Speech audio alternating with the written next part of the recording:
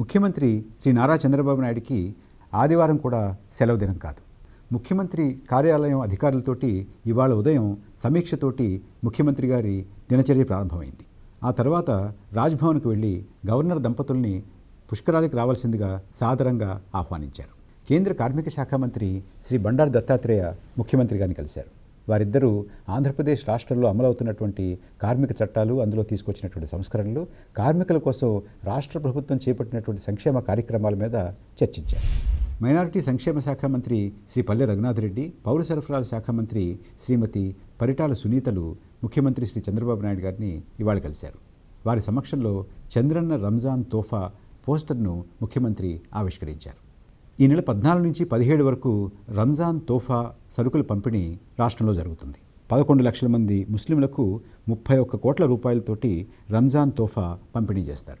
ఇందులో గోధుమ పిండి 5 కిలోలు, సేమియా 1 కిలో, పంచదార 2 కిలోలు, నెయ్యి 100 గ్రాములు ఉంటాయి.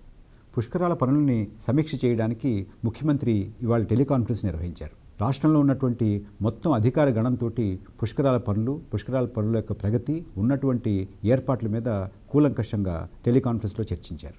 రేపు ముఖ్యమంత్రి విజయవాడ బయలుదేరి వెళ్తారు. అక్కడ పత్రికా ప్రతినిధులతో మాట్లాడిన తర్వాత రాజమండ్రి వెళ్ళి రాజమండ్రిలో పుష్కరాల కర్టెన్ రేజర్ కార్యక్రమాల్లో పాల్గొంటారు.